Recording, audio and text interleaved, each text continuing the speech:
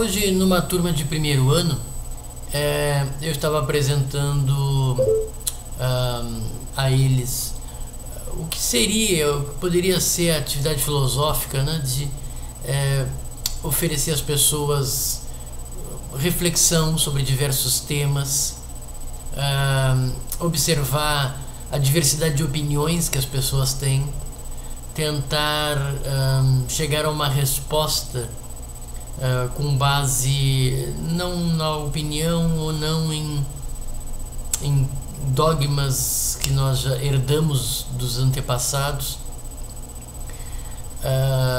simplesmente porque os respeitamos e respeitamos suas autoridades, mas porque chegamos a uma resposta a partir de uma reflexão e de uma busca de justificativas, né, racionais. E muitos desses jovens, eles questionaram se nós precisaríamos discutir essas coisas, se nós não poderíamos respeitar as opiniões das pessoas. Eu procurei mostrar a eles, isso também não é fácil ao professor, né, que lá fora, na vida, as pessoas, elas defendem suas opiniões e muitas vezes a opinião da maioria acaba prevalecendo, né? E é por isso que haveria uma das utilidades da filosofia, que é a de se constituir num espaço onde você reflita sobre esses diversos pontos de vista. Dá para imaginar que no mundo lá fora, o mundo real, há um conflito de opiniões. Podemos deixar as opiniões, essa noção de que, né, deixar que cada um tenha a sua. Mas o problema é que na vida real, as pessoas estão tentando impor as suas opiniões.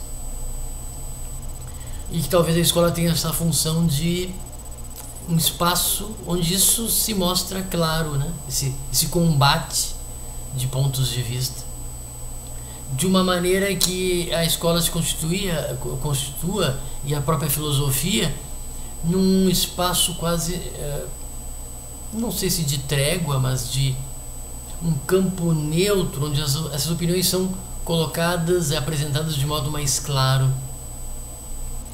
Eu sugeria aos meus alunos que talvez, ainda que nós não tivéssemos escola, poderíamos pensar, ou a escola fosse apenas útil para formar trabalhadores, portanto a escola é um espaço de formação técnica, né? Se deixássemos a área de humanas de lado, ou se deixássemos quaisquer debates sobre assuntos filosóficos apenas para o mundo real, ou sequer nesse mundo real tivesse debates, as pessoas naturalmente se respeitassem, o que isso também é uma visão utópica, né? Isso não acontece, não há esse respeito que deveria existir, né? Esse respeito natural pela opinião do outro. Talvez, se não tivesse escola como um espaço para essa investigação, né, sobre as opiniões, ainda seria preciso, por exemplo, você ter, como nós temos, né, um espaço onde se formulam leis, como são as assembleias legislativas, o Congresso Nacional, né, as câmaras de vereadores. Ainda assim seria preciso um espaço onde as opiniões possam ser debatidas e chegar a uma opinião no final das contas, né, que acabe prevalecendo. Então, a escola pode ser um espaço inicial para debates, sem necessariamente que sejam vistos como conflitos, mas podemos ver também, eu disse para eles, como um espaço onde eu vou aprender a opinião do outro, o outro vai aprender a minha opinião, como amigos, né, que conversam sobre um assunto qualquer e, terminada a conversa, mesmo voltando para casa, eles voltam diferentes. De alguma forma nós aprendemos com os outros, né? Então podemos não ver os debates de opiniões que a filosofia realiza e pode realizar em aula como conflitos, mas como um espaço de aprendizado mútuo, né? Talvez essa seja a grande função da escola, né? Porque teoria você encontra em qualquer lugar hoje em dia, ainda mais com a internet, né? E não só aprender a ouvir o outro, ouvir a opinião do outro, ainda que nós não mudemos nossas opiniões, talvez essa seja a grande função da escola, que não deixa de ser uma função moralizadora, né? De respeitar o outro, respeitar o ponto de vista do outro. Eu sempre me preocupo com aqueles alunos que ficam de costas para o professor, que não querem prestar atenção naquilo que o professor está falando e ainda sequer nem querem serem capazes de eles mesmos trazerem algum tipo de informação, talvez até porque não sejam motivados a isso, né? E talvez até porque não tenham sido motivados desde o início, né? Lá na educação fundamental, quando entraram pela primeira vez na escola, né? Então os professores têm muita culpa em relação aos alunos rebeldes. De qualquer maneira, me preocupa esses alunos que ficam de costas para o professor. Eu imagino que talvez muitos deles possam, ao invés de ter a sua mente ampliada pelo conhecimento que se adquire em diversas disciplinas,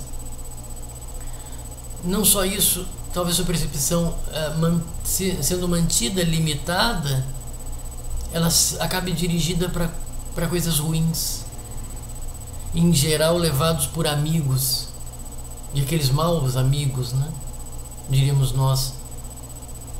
Talvez essas pessoas, tendo percepção limitada, estreita, elas acabem incorrendo em atos não só imorais, mas ilegais ou até criminosos. Talvez essa possa ser a função da escola. O que não impede também que pessoas com um grande nível de instrução possam cometer barbaridades, né? Crimes. Mas eu tenho dúvidas, ou melhor, nesse caso eu tenho certeza de que se você amplia a sua percepção, pelo menos você vai migrar de crimes que envolvem força e agressão para outros tipos de crime, talvez até a corrupção. Embora também se possa especular, né, de que quando as pessoas estudam muito, talvez sua percepção se amplie a ponto dela se tornar uma pessoa fria. Nós vemos isso muito em cientistas, em alguns cientistas, que o paciente ou uma cobaia diante dele é só um objeto, sem opinião, né? Enfim, talvez o antídoto para evitar formar pessoas com a percepção muito ampla e frias seja sempre envolvê-las com um afeto. Não sei se o afeto desde a infância, pelo menos eu acho que é um bom antídoto se começar desde cedo, né? Mas não só dar-lhes afeto, dar-lhes atenção, mas cobrar deles, né? Em outro vídeo eu já mencionei isso, me parece fazer bastante sentido. Cobrar das pessoas o afeto, que se preocupem com as outras pessoas. Eu só gostaria de acrescentar algo que preocupa a quem é educador, como eu sou. Recentemente prenderam um rapaz de 21 anos, portanto muito jovem, que está sendo acusado, e parece que, pelo que tudo indica, ele realmente assassinou 6 taxistas. O objetivo dele era conseguir dinheiro, e como, se não me engano, a família dele já era de taxistas, ele sabia que ali poderia ter o dinheiro fácil que ele precisava. E eu me questiono como professor, esse rapaz provavelmente já deve ter o ensino médio completo. Eu realmente não pesquisei sobre isso. Mas ele provavelmente estivesse muito perto disso, se é que já não tem o ensino médio. Portanto, será que está em sintonia com a minha tese de que precisamos continuar estudando para ampliar nossa mente?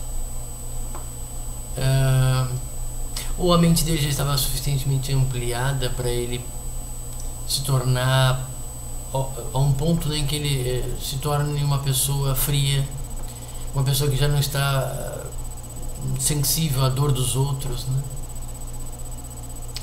E há um outro aspecto interessante que talvez devesse ser uma preocupação dos governos.